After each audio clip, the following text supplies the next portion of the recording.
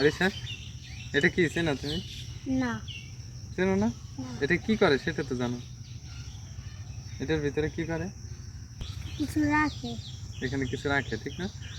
দর্শক দেখুন, এটা হচ্ছে গ্রাম বাংলার একটি ঐতিহ্যবাহী একটা জিনিস।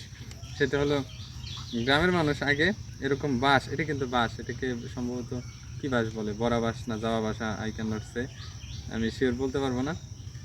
এই বাঁশ, এখানে এই বাঁশের এই পাশে একটা গিট, এই পাশে একটা গিট, আর মাঝখান থেকে কেটে ফাঁকা জায়গা করে, তারপরে এইভাবে রশি বেঁধে এরকম হুক সিস্টেম করে ঘরের মধ্যে, যে টিনের ঘর থাকতো মানুষের, টিনের ঘরের সাথে ঘরের যে বাতা থাকতো, সেই বাতার সাথে এটা ঝুলিয়ে রাখতো।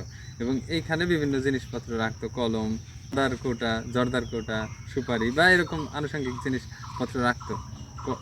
বর্তমানে যে মানুষ কলমদানি রাখে, তারপরে ছোট ছোট ঝুড়ি থাকে, ঝুড়ির মধ্যে জিনিসপত্র রাখে, টেবিলের উপরে রাখে, আগের সময় গ্রামের মানুষ এই জিনিসগুলো তৈরি করতো, নিজের হাতে তৈরি করে এইগুলোর মধ্যে দৈনন্দিন প্রয়োজনীয় ছোটোখাটো জিনিসপত্র এটার মধ্যে রাখতো। এবং এটা ঘরের মধ্যে ঢুকে দরজার হয়তো ডান পাশে বা বাম পাশে, মানে চোখের সামনেই যাতে পড়ে এমন একটা জায়গায় রাখতো, যেন যে কোনো সময় প্রয়োজনীয় জিনিসগুলো এটার মধ্যে রাখলে সেখান থেকে নিতে পারে। এখন কি তুমি বুঝতে পারছো এটা দিয়ে কি করে? ও আচ্ছা, এটার নাম কি? এটার নাম কি জানো তুমি? এটাকে আমরা বলতাম হচ্ছে খাপ। যদি জিজ্ঞেস করতাম জর্দার ওটা কোথায়, বলতো, মা বলতো ওই খাপের মধ্যে আছে, নিয়ে আয়। এটাকে হচ্ছে খাপ বলে গ্রামের ভাষায়, করা হতো। তো অনেকদিন পর দেখতে পেয়ে ভালোই লাগছে। এবং এই জিনিস কিন্তু বর্তমানে জাদুঘরে রাখার মতো একটা জিনিস, যেটা হয়তো জাদুঘরে সংরক্ষণ করতে পারলে ভালো হতো।